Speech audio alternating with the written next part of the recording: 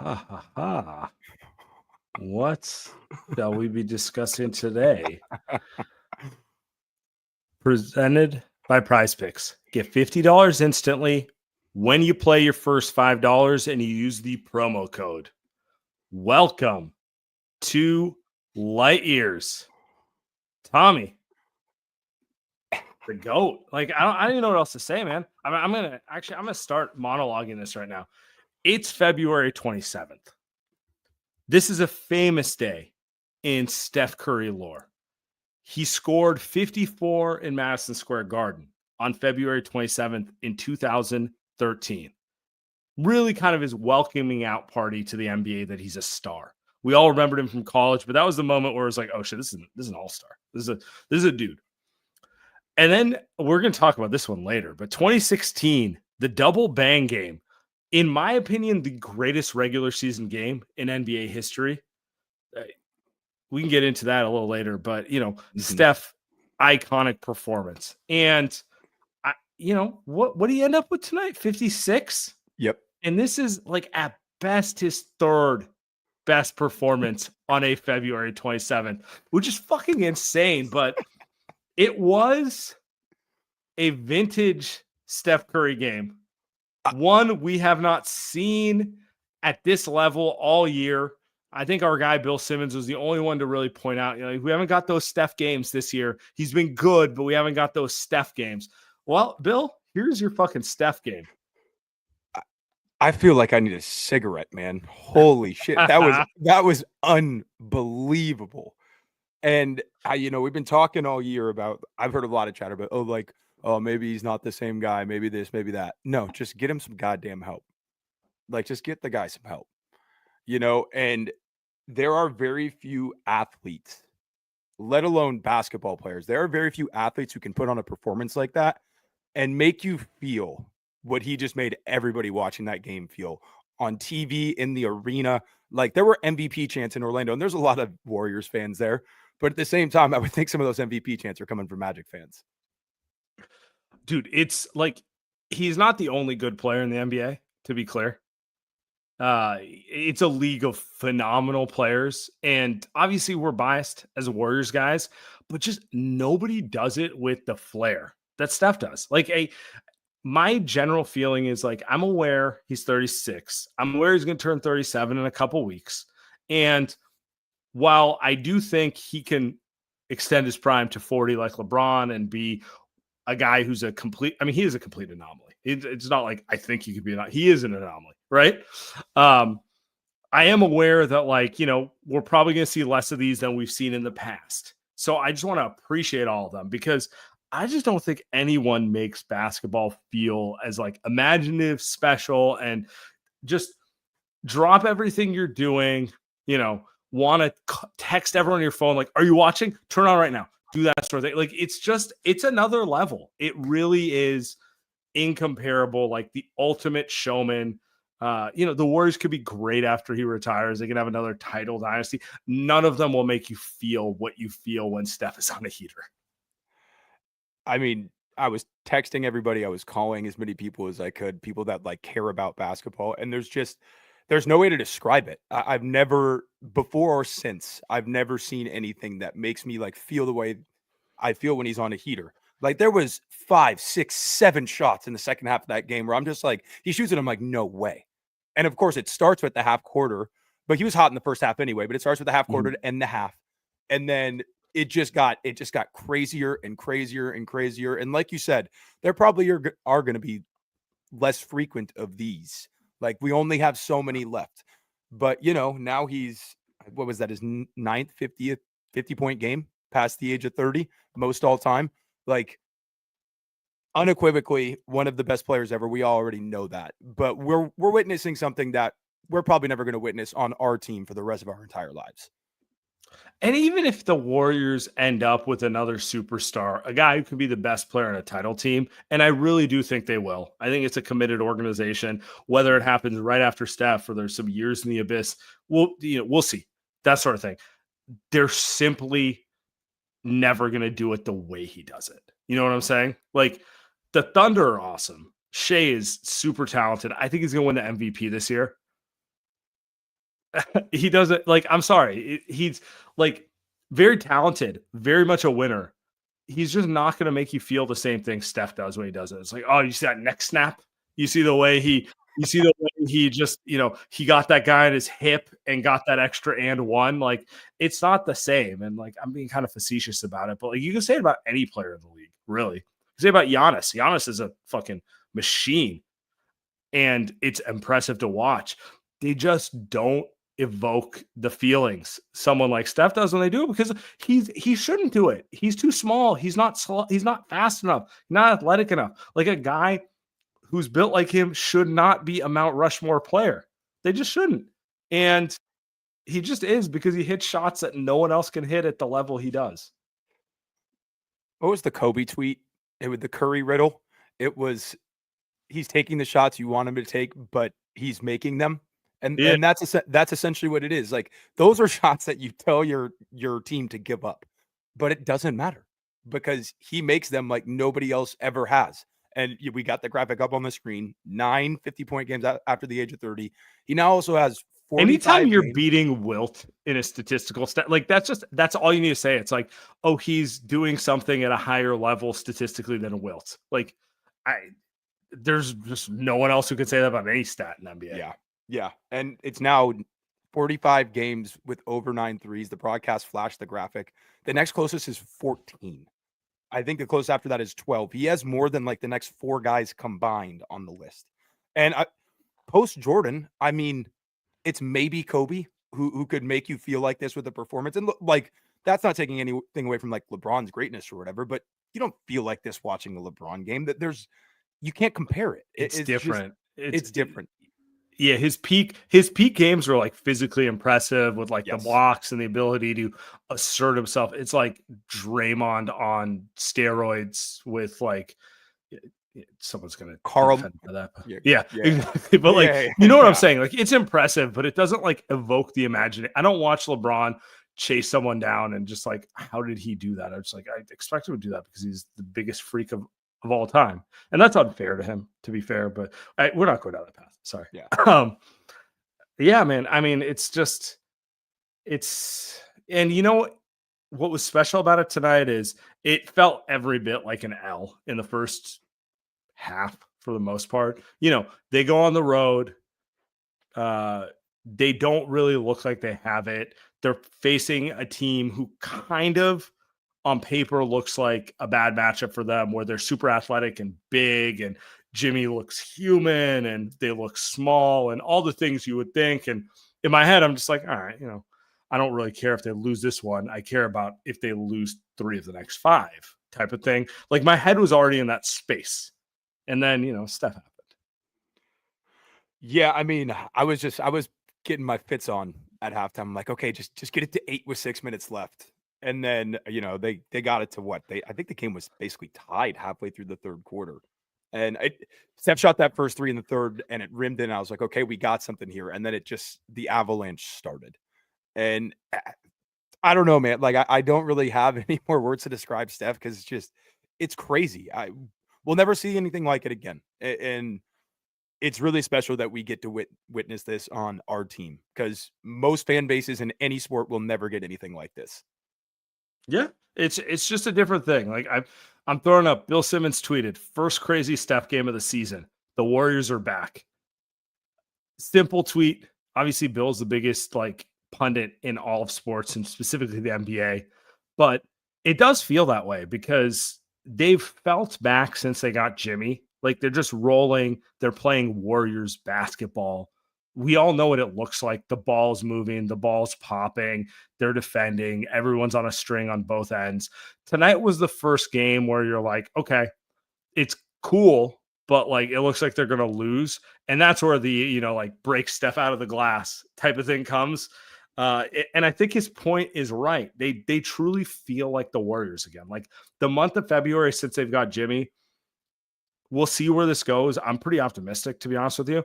But like, they feel like the Warriors. They feel like the dynasty Warriors we watched the last 10 years, which is a very strong team-oriented approach on both ends. They move the ball. Oh yeah, and when like shit's not working, they have the biggest flamethrower who ever played basketball. And Steph has the energy to do that tonight, I think, in part because Jimmy is on the team now. Number one, he believes again. But number two, he hasn't had to expend as much energy in the past 5, 6 games. Every night used to be such a grind for him where he didn't have the energy Good for these type of performances, you know? And tonight he did. Like he kind of felt that's something that's been special about Steph over the years is like he could feel like the night when the team needed that type of performance. And he has been able to muster it up because he's been working so hard every single night. But he had it tonight. because up until they got Jimmy, the team needed that performance every night. Right. You know? Exactly. Yep. So No, yeah, no. go ahead. No, it feels like you said, it feels like they are back. And it's more like it's just a vibes thing, but it also is an eye test thing with the way they're playing and the way essentially Orlando got up because they made everything they looked at in the first half. They shot 75% through like the first 18 minutes, you know? And it was just a matter of okay, if they just start missing some shots, we can get back into this thing. Then you get a classic third quarter Warriors run. Obviously, Post was massive in that third quarter and the entire second half. He really kind of helped flip the game with Steph. But then it was just a matter of being able to have enough energy to close it out. And they blow that. I mean, they blow that game a month ago. They do Oh, of not win that course. game. Yeah. Your point on him having the energy because they're playing good basketball that doesn't rely on him every night is an interesting one. I just looked it up.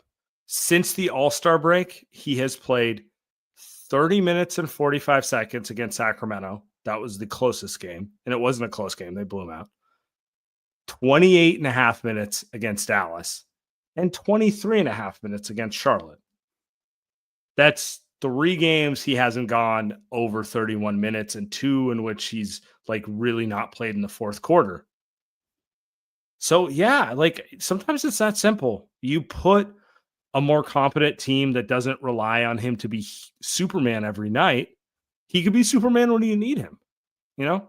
And that's I think that's what aging is, to be honest with you. I don't think he's a worse player.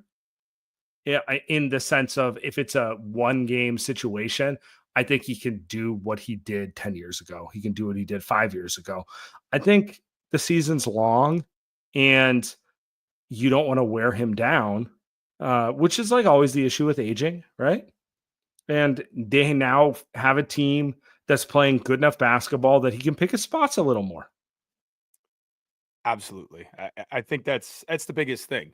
And we'll probably need a couple more of these nights from him down the stretch. Like that's just going to be the reality of it. But I think he'll be able to get there most of the time now because he's not having to expend energy against a Charlotte or a banged up Dallas team or a Sacramento team. To Paratosh in the chat's point, today is the only time he's played 34 minutes since the All-Star break. That's the entire point. If it's once every 4 games he has to go God mode, I think he can do it. Yeah. If it's every night, you're going to look like you looked in the pre-trade era where he knee tendonitis, worn down, like shocker, putting like the weight of the world on a 36-year-old. Like, yeah, their body can't hold it. Yeah, I mean, it's common sense. Like, it's weird with sports because I feel like this mentality maybe didn't exist when we were younger 10 years ago. But like, I'm watching Steph right now. I'm like, I think he could probably do this for another 5 years, which is insane to say. And I'm watching like LeBron also. Like, I think LeBron can do this for a few more years if you build a team where they do not need to be their like 29-year-old apex self. They're still going to be an all-star on a night-to-night basis because they're just that good. And then they still have the ability to have takeover performances. It's just, the legs don't allow you to do it on an every night basis the way you used to do it. Yeah, I mean, I guess you just chalk it up to advances in modern medicine. I know miracles of modern medicine, right? Like, what else can Sure. you really chalk it up to? And just more knowledge behind taking care of your body, way better recovery, stuff like that. But I mean, I don't think Steph is going to get like much slower over the next couple of years. So like, what's really going to be different? Like, LeBron's already super slow. He's so strong, it doesn't matter. Like, the shooting's always going to be the shooting. As long as he can get his shot off, I don't think any of it matters. And man, did we see that tonight. That was insane. I don't have any more words for it besides that. It's just like the whole "I need a cigarette" is like actually the best way to describe a Steph experience. You're just like, and you just want to relive it in your head the entire. I don't even want to. I don't even want to talk to people. I don't want to. I mean, ironic because I'm podcasting, but like, I just kind of want to sit there and play the plays in my head, be giddy by myself. Like, it's Uh, a one of one experience.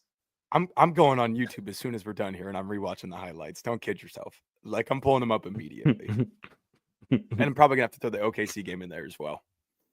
Oh, All we'll right. talk about that later. Yeah. All right. Let's talk some Prize Picks. All right. Let Yours podcast is brought to you by Prize Picks. Run your game all season long on Prize Picks. Prize Picks is the best place to get real money sports action. With over 10 million members and billions of dollars in awarded winnings, Prize Picks has made daily fantasy sports accessible to all.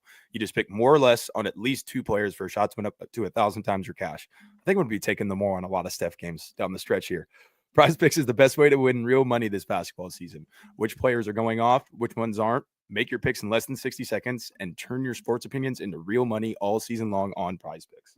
Prize Picks also offers weekly promotions that can lead to big payouts like Taco Tuesday.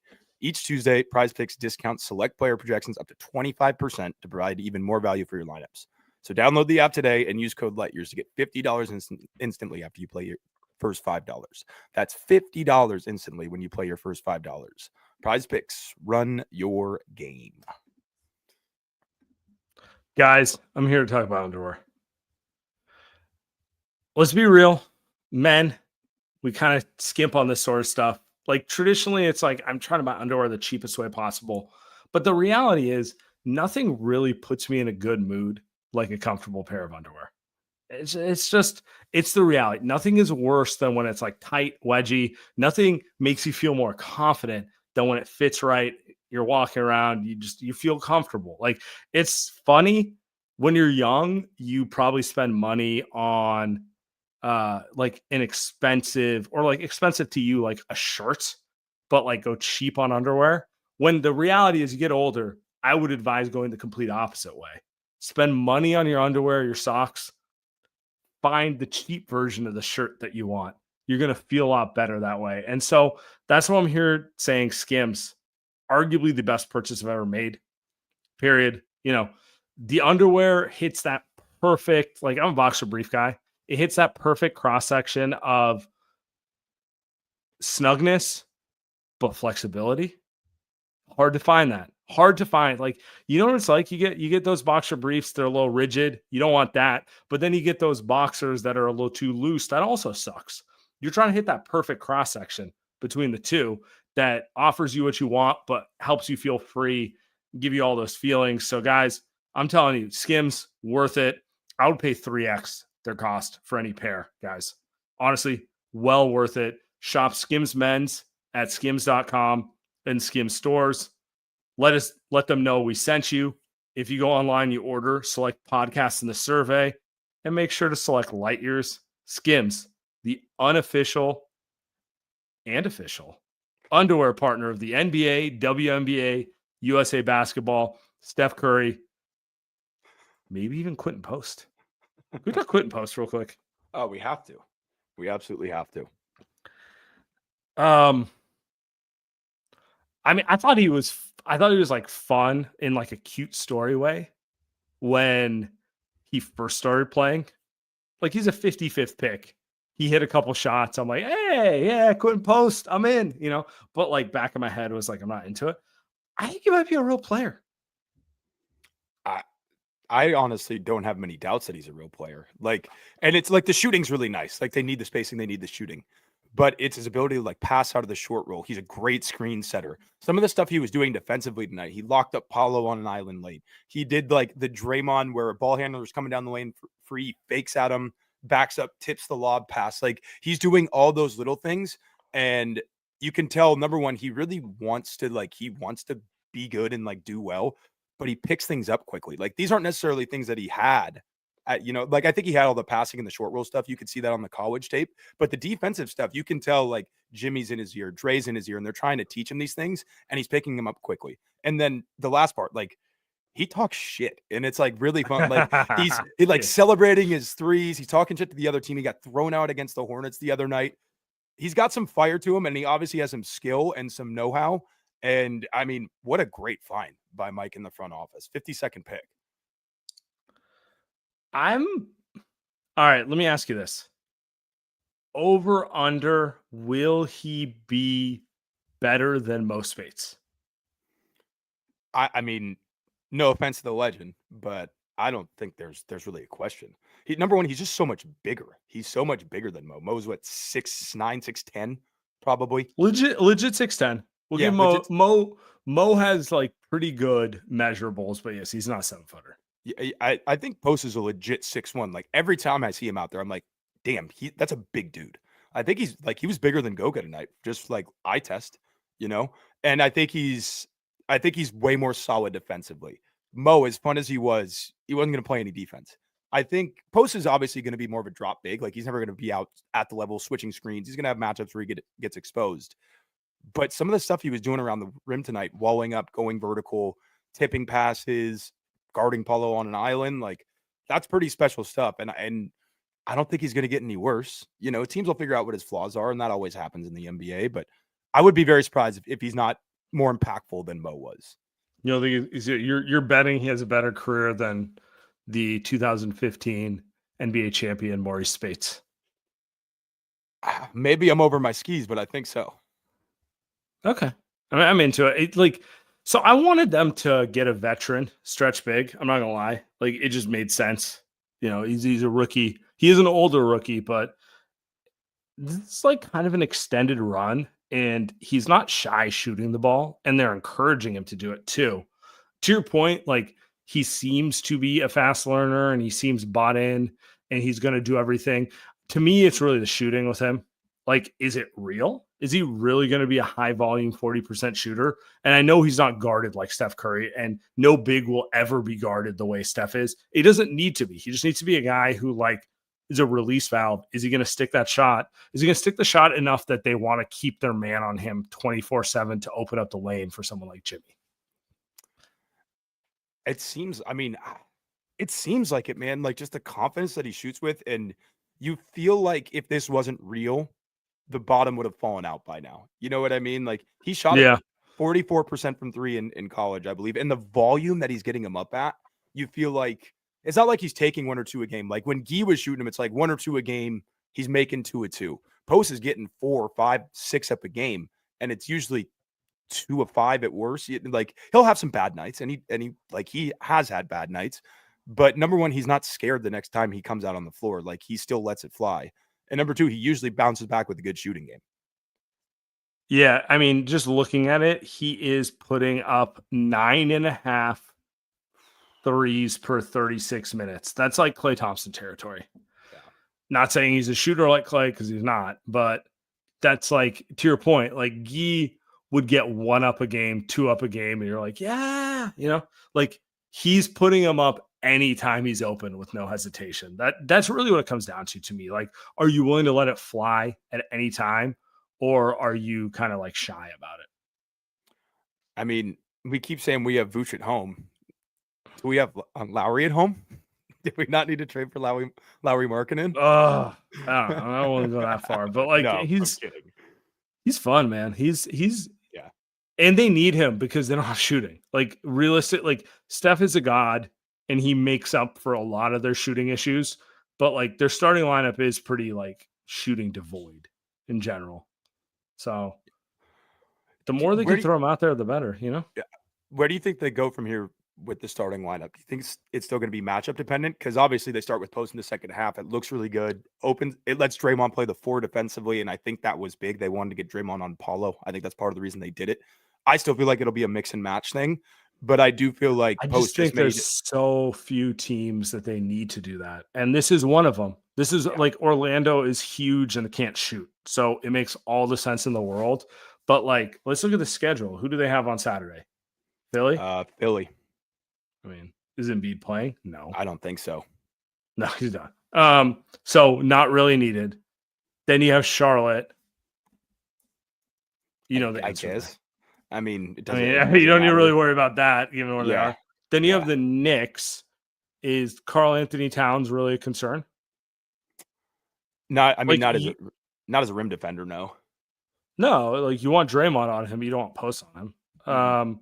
Nets doesn't matter. Pistons are playing really good basketball, but Yeah, they are. not that I need a big out there per se. Yeah, I mean, they're probably gonna go mix and match, but I'm just looking at it like I think people overrate how much you need a big in the league because you look around the league, you need a big for like 6 teams. Now, granted, like some of them are like the Denver Nuggets with Jokic, so it's kind of important. But like on a night to night basis, you play a lot more teams you don't need them than ones you do. Yeah. And I think specifically playoff teams, like especially the teams that are the best in the league besides Denver, really. It's mostly teams are going to small-ish ball. Even if their small ball is bigger than the Warriors' small ball, they're Yeah, playing mostly like guards and wings and like a center who can like kind of is like like switchable, moves his feet, that type of guy. I mean, we can run through it. If they play OKC, that's a Draymond at 5 series, pretty much 24/7. Yep. If they play Memphis, probably the same. I don't think Edie really sees the floor in general. I think it's going to be Jaren at the 5 versus Draymond for the most part. If they play Houston, we know that's the case. To your point, if they end up with Denver, that's a different story. But we ran through 4 teams of the top 4. 3 of the 4 match up pretty well with Draymond at the 5. Yep. Yeah. So no, I think people are going to be maybe clamoring a little bit for Post to start, and I get it. I think it'll make sense on certain nights, but I have like the way that Moody in the starting lineup is look, or the small starting lineup until tonight, because they definitely got. I think that was part of the reason for the bad start is they were just so small, and Orlando's wings just kind of had their way with them.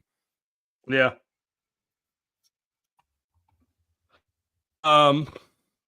Before we move forward, all right, let's talk some Factor. Light Years Podcast is brought to you by Factor. Ready to optimize your nutrition this year? Factor has chef-made gourmet meals that make eating well easy. They're dietitian approved and ready to heat and eat in 2 minutes, so you can fuel right and feel great no matter what life throws at you. Factor arrives fresh and fully prepared, perfect for any active, busy lifestyle. With 40 options across 8 dietary preferences on the menu each week, it's easy to pick meals that are tailored to your goals. Choose some preferences like Calorie Smart, Protein Plus, or Keto. Factor can help you feel your best all day long with wholesome smoothies, breakfast, grab and goes, and more add-ons. Reach your goals this year with ingredients that you can trust and convenience that cannot be beat. Eat smart with Factor. Get started at factormeals.com/factorpodcast and use code factorpodcast to get 50% off your first box plus free shipping. That's code factorpodcast at factormeals.com/factorpodcast to get 50% off plus free shipping on your first box.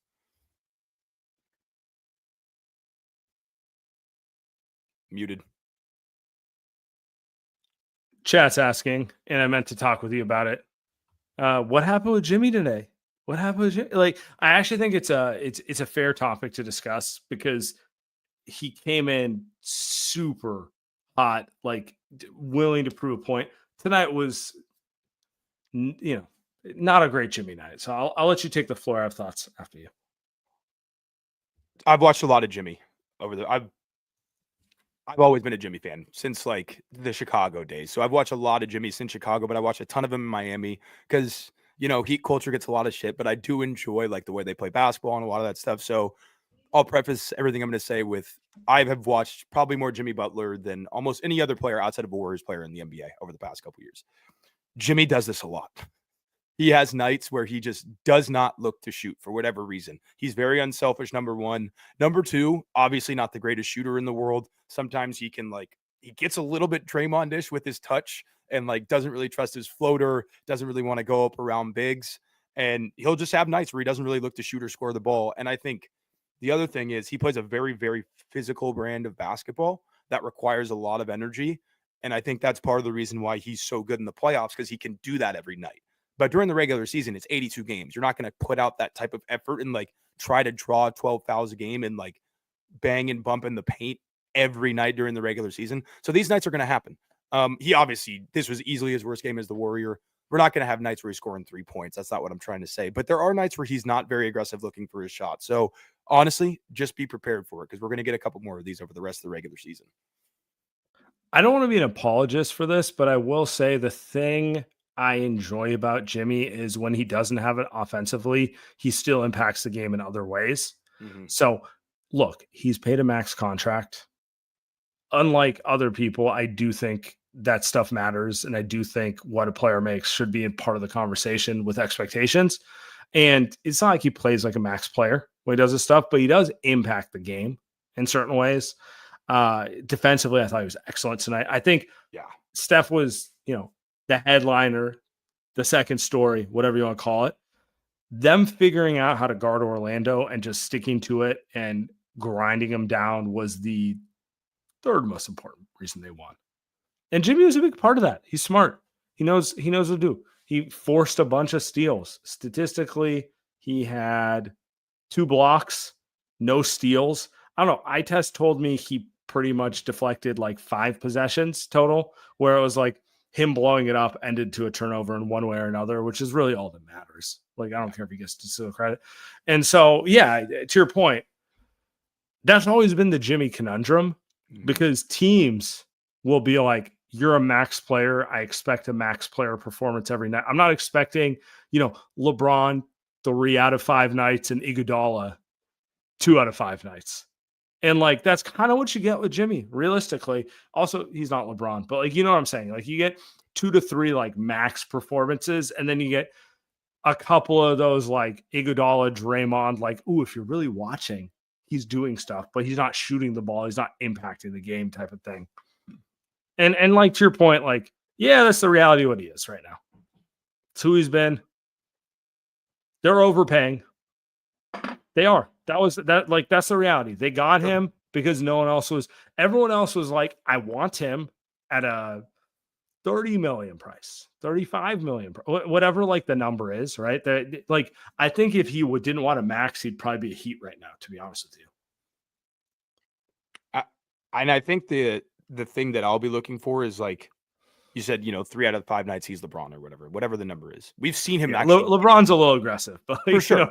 But like, we've also seen him go head to head with LeBron in the series and like outplay him in multiple games. My question is, can he get to that level one time in a series? Maybe 2 times, right? Where he's like, he goes for I need 2.5. Yeah, he goes for like 30, 10, and 10. That's the question for me, and that's what I'll be looking for the rest of the season. And I think we also have to remember, like, I didn't play a lot of basketball over the last couple of months. The chat's saying that too. He's probably not in peak Jimmy physical shape, because a lot of his game, with the effort he plays with and how physical he has to be, it's dependent on being in great shape. And he's not in bad shape, but I also don't think he's in the shape that he'd like to be in right now. And he said as much when he came to the team. You're right. Like, he's not. This is going to sound like an insult, but it's not. He's not like a skill guy. Like, Steph can put 30 on a team out of shape because he's the greatest shooter of all time. And he can rely on skill over athleticism. And you'll notice it in other ways where he gets picked on defensively, but he can do that. Jimmy is kind of I'm smart. I can impact the game a bunch of ways, but my scoring is about like physical output more than anything.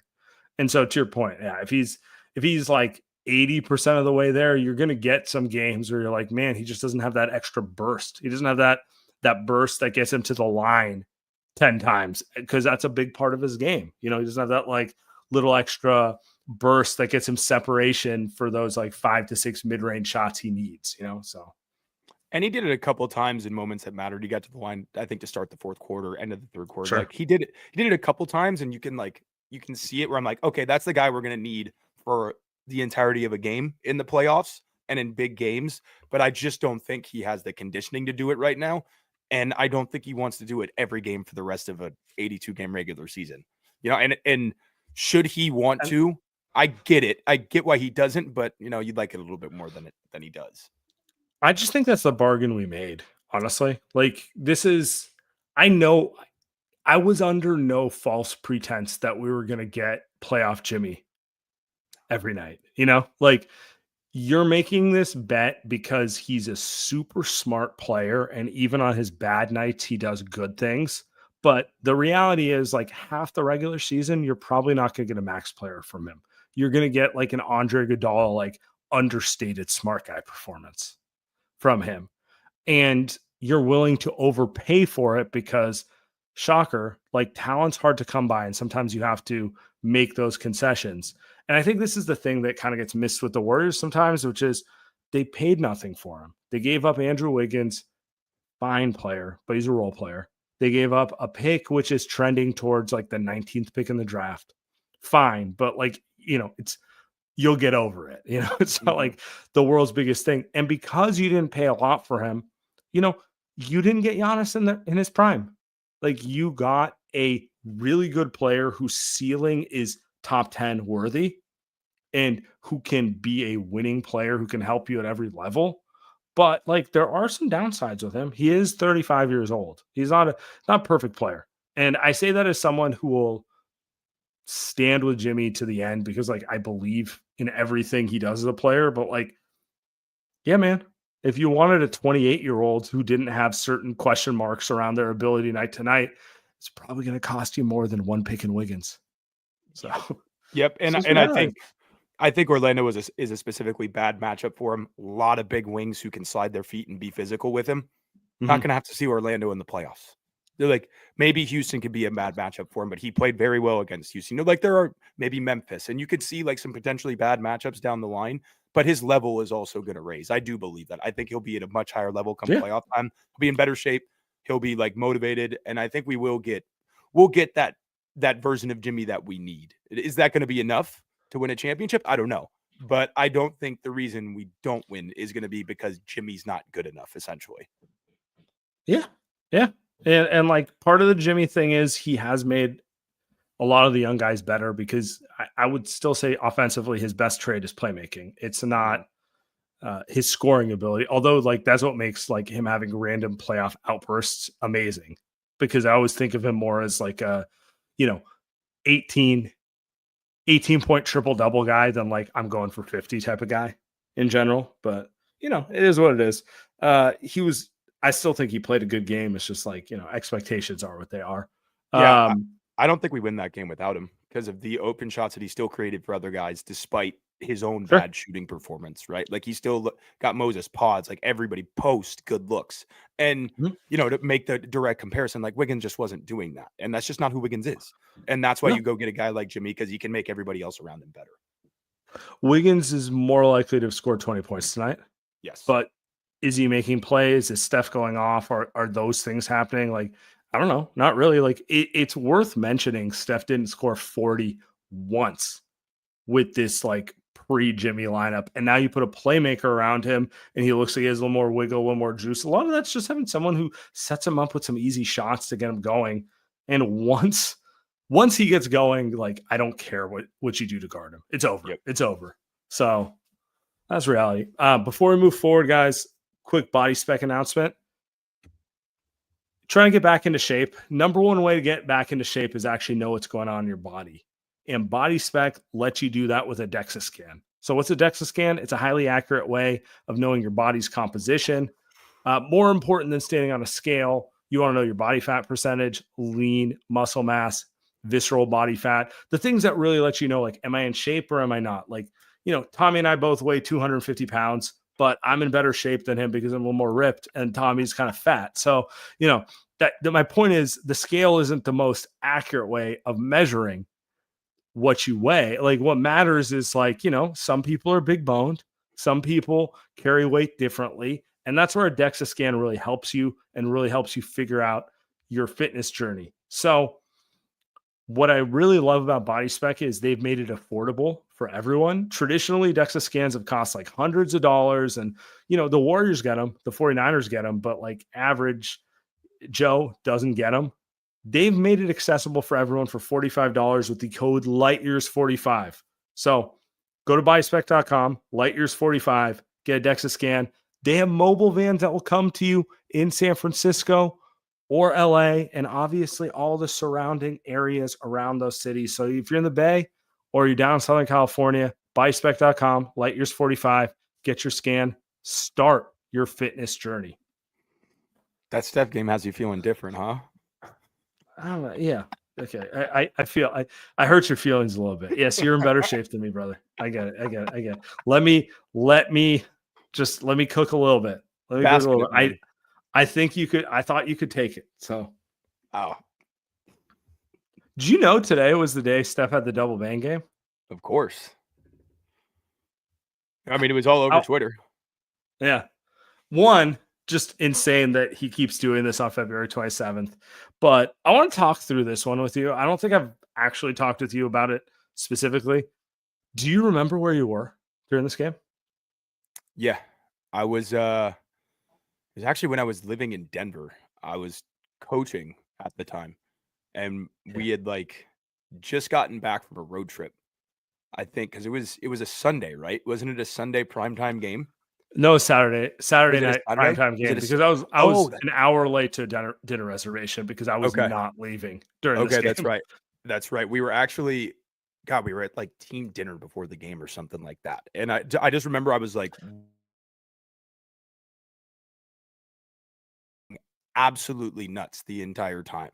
Like because I was watching with like all the coaches, all the players, and we were sitting in this restaurant in like, I don't know, like Fort Lewis, Colorado or something, and just going absolutely crazy. Like, couldn't believe it. This was like, I think this was the first time he really did what he did tonight, like on a national TV stage in a way, right? Where it was like the entire world was watching in that same way. Like he had done the New York thing, he had had some games the season before, he had like some incredible games.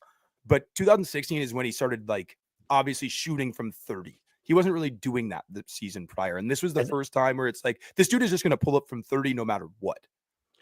I think the thing you're talking about, because I felt the same thing, is Yeah. he did it in 15. They won a title. It was great, but it wasn't accepted that Yeah. this was the new normal. Like that's the thing. Like where it was just like, oh, this guy can hit from 30, but like there's still the like conventional basketball wisdom is like, but you don't take that shot unless you have Right. to, right? And this was kind of that period of time where it's like, what if he just does it every game? What Mhm. if this is just what he does now type of thing? And it like, I know for you, like, but isn't it just kind of like, I mean, you were coaching at the time. Isn't it kind of like, it just breaks your brain because it's like every rule I've taught every player, he's breaking and he's right to do it. I I mean, yeah, I was like, I think I remember thinking in the back of my head, like, how am I supposed to coach these guys after this? You know what I mean? Because like we had like a little guard on our team who would like love the pull up from 25, and it's Mhm. like we'd be like, nah, no, you can't do that. And then you see Steph. But like you're saying, it felt like other people still thought it was fake before this game. Like, oh, like, yeah, he's doing it, but he can't do it when it matters. And then he did it in You like can't just live on it. Like this can't be right. like the main course of your game. This it's like he can do it as like a bailout situation. You can't like build everything around it. And I mean, God, he probably had 7, 8 30-footers that night. Like the behind the back against Singler, like the one where his feet are staggered against Russ, and then obviously the shot to win it. But it felt like that's almost when he realized it too. He's like, oh, I can just do this every night. He kind of already was, but it felt like everybody at the same time realized this is just what he's going to do now, and you can't do anything about it. This is just our new reality. Yeah. No, I mean, you're right. Like that's a thing that like people are listening to the show and maybe they've like caught on during the years. Like you forget how kind of how much he broke people's brains Mhm. about like just the general rules of basketball. Like that, like obviously he could always shoot. The idea wasn't that he couldn't hit from 30. The idea was you could live on like that being the basis of your offense. Like that didn't like you tell someone that 10 years ago, they'd be like, that's cute. You're gonna lose, you know? Like it's just Mhm. not a real thing. And like now everyone's doing that. I have a few thoughts on the game. I'm going to start with the second one, which is to me, this was the apex of the Warriors. This game was they lost in the finals. The 73 win team ran out of gas. He was injured at the end of it. We all know he was injured, right? But to me, this was kind of like the fever pitch of them being at that, like, you have to watch every game moment for them, where it was just like, I can't look away, that sort of thing. And the moment that will always stick in my head, which will never get mentioned in history, is in the third quarter, he went for a layup, one of his like classic like floater teardrops. And Russ came down on him. Russ went to contest it because Russ is insane. And Russ went super hard. Russ came down straight on his ankle. I thought he broke his ankle. I thought it was over. I thought the season was over. I was despondent. He was limping back to the locker room. I did not expect him to come back. I was like praying it wasn't broken so that they could still compete for the title. I was like, well, he's gone for at least a month. Hopefully it's not 6 months, Like, go look up the way it was. He had Oh his yeah. foot like extended at a 45-degree angle, and Russ just, Russ went to contest it at the apex. His head was at the rim, and he came down with force. And I was just like, how do you not break your ankle on that play? He was gone for 6 or 8 minutes. I thought the game was over. I was like prepping to go to dinner. I was kind of butthurt, to be honest with you. But like in my head, I was just like, I'm just praying that like it's not a super serious injury. And then he came back. And that's what made like the second half of it kind of insane, because he was kind of limping around the whole time in the fourth quarter and overtime. He actually missed the next game because of ankle swelling. And I really do believe the reason they didn't win the title was because he was banged up then, but they were so obsessed with getting 73 wins. He kept pushing through it. And then eventually the sweat thing happens, and, his body just broke down. Like, he, ultimate competitor, they wanted to go for immortality. It happened. And in reality, if they just sat him for 3 weeks and won 69 or 70 games, they probably win that title. But in real time, I wasn't thinking that. This is just me a decade later thinking about all that sort of stuff. So that's the first thing that sticks to my mind. The second thing is what I want to talk to you about, which is the Draymond thing. Do you remember what you were thinking when you saw Lisa Salters go out there? And like, it felt like, I can't really think of many other reports like, I saw something very strange. I was like, it felt like a movie, right? Like I said, I was at a dinner with the team, and I like went up because I saw Lisa Salters. I was like, it looks like she was reporting something. I walked up to the TV to hear it because I wanted to hear what she was saying. I was like, what just happened? There was a police presence outside of the locker room. Like, there's a lot of yelling, and I just remember being shocked. Like, what happened at halftime? And I mean, I think we kind of know some of the story now, but apparently, Draymond and Steve got into a fight, and that's not a physical fight, obviously, but a yelling match. And yeah, I mean, I've never heard I've never heard of anything like that in my entire time of watching sports. I mean, you've been around sports, I've been around sports. The locker room, like, confrontation is not like abnormal. No. It happening in a big game where like the Warriors wanted to win. Everyone knows they wanted to win 73 games. So they're like, the thing was that every game felt like a playoff game. That was a national TV game against the team that they knew was their biggest competition in the conference. The thing that always sticks in my mind about it is, one, the dramatics of the entire thing. Two, I've heard stories over the years about what happened in the locker room. Like, I don't know what's true. I believe things I've heard. I believe other things I haven't heard. But it's like to go from what was essentially, like the famous reported thing is like, I'm not a robot, right? Like that sort of thing, right? And it's like, apparently, like Draymond went, he was in a shooting slump. Steve Kerr's doing what he always does, which is like push guys to move the ball and think like team over me type of thing. And Draymond kind of reacted. That was also Draymond's first All-Star season, and they're young and a bunch of stuff. I will always remember the look I saw on Draymond's face when he left the locker room. Psycho. Mm-hmm. And he might have played his best half of defense I've seen.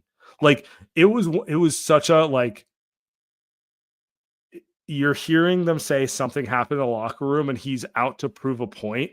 And honestly, he didn't make a basket in the second half. I don't And think I could argue, I could argue his defense was more impressive than Steph's shot making. And that it was one of those, like, I'm going to prove. I could argue. I'm not saying I will argue, but it was one of those, like, Draymond, like, I'm going to impact every aspect of the game in a way that you cannot. There's just very few people can do it, right? Like, it was one of those where you're just like, he is an otherworldly player in a way that's very hard to explain because it doesn't involve shooting the ball. It's funny that you remember the defense as well, because that's what I remember. I don't think he took a field goal, and I think some of that was like to spite Steve, because Steve was trying to get him to stop shooting the ball, apparently. But yeah, the defense was just, he was all over the place in a way that only he can do, honestly. And like, he's, especially nowadays, he's more up and down. Like, that effort waxes and wanes. He's not always going to be that guy. But when he turns it up to the level that he can, like he kind of did against Charlotte the other night, not all the way, but he can still like get to that level. And honestly, tonight in the second half, he was amazing defensively, absolutely everywhere. There's no one that can do it like him, because he can go from guarding the ball to being the helper to protecting at the rim to sliding over and cutting off a drive to doing all these things, it seems like, simultaneously in a way that only he can do them. And that's what I remember from it too. It was Steph making everything he looked at and Draymond playing some of the most insane defense I've ever seen. It really is kind of like when I think of the Warriors dynasty, when they're all retired, when this is over, it's going to be this game, because I think it was like the apex of everything I think about this team, which is one, Steph is a freak in a way that will just, like, there's going to be other guys who can hit shots. There have been guys who can hit shots. None of them really do it like him. Like, they just don't. Kobe could hit shots. Kobe's also 4 inches taller than Steph, a lot more athletic. It's a different feel, right? It's not as like impossible or whatever you want to call it. And then Draymond, like, defensively, like the reason OKC was such an issue for them is those dudes are huge and athletic, and they were just like, when they locked in defensively, like, you felt like there was no airspace to get a shot off. So they were always going to be a tough matchup for the Warriors.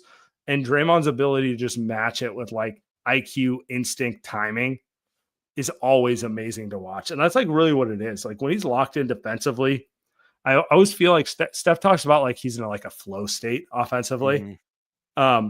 I feel like Draymond hits a flow state defensively where it's like, how did you get to those 3 spots without actually fouling anyone? Like, how do you do that? Like, that's so hard to do, to like contest a guy, but know something's happening on the backside, rotate over and have the body control to not like hack them in some certain way. And like, it's a beautiful thing to watch. Yeah, it's not as beautiful as Steph going off, but if Well, like nothing is. I think we've acknowledged that. Yeah. Yeah, but like, if you love basketball, there are, in my opinion, there's very few things to watch like Draymond locked in defensively. It really is that special. But it's funny, you wouldn't think of a finals game, after all these years and all these finals appearances, because I don't think I would either. I'd probably think of like Game 6 in Houston in 2019. And Yeah. like, I'll obviously think of 2022 finals forever. Like, Steph had an incredible, you know what I mean? Like, there's going to be all the games that pop like up. That's like the iconic moment in like one of his 80 documentaries, which like it might be a 20-hour documentary at this point, but Right. Exactly. But no, I think I'll think of like Game 6 in Houston in 2019, because it's like the same thing as the OKC game, right?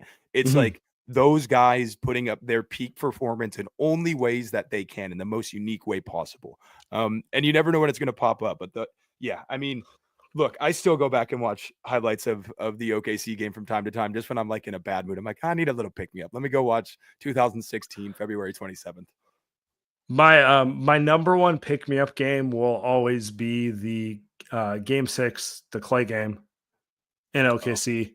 Super intense. I don't think I've ever seen them play harder defense. I think they knew that they were overmatched physically.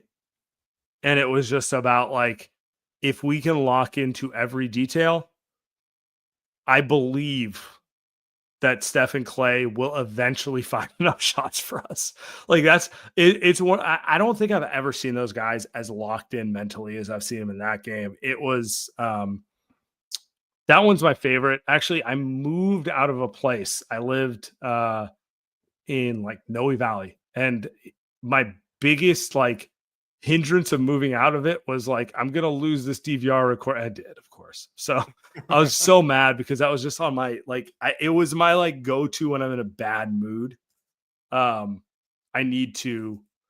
putting this on. I'm gonna just like feel the vibe, because it was like very few games hit that level of intensity. Very few games hit the level of intensity the 2016 Warriors hit. I feel like most complaints about the NBA as a whole are that people feel like the games feel inconsequential, which is to say, like, you just don't hit the lock-in phase of what you feel when you watch like Steph and these guys when they're really into it. And we can debate the reasons, but like it's as simple as like, man, Shea, Tatum, they're cool, but like they don't make me feel like I have to watch this the way I felt in 2016 with these guys. It just feels like, not to get too like old man yelling at the clouds, it just feels like a lot of these young guys, like they don't give a fuck half the time. And I'm not saying they don't love basketball. I'm not saying like they don't enjoy playing the game, but everything just looks so like languid and like they don't care. Like when you watch, It's even like very old tonight, man yelling at the clouds, by the way. absolutely 100%, 100%. But like even tonight, like you Slap watch the floor, Paulo. Slap the floor. like you watch the way that Steph you and went to Jimmy and Duke. Dre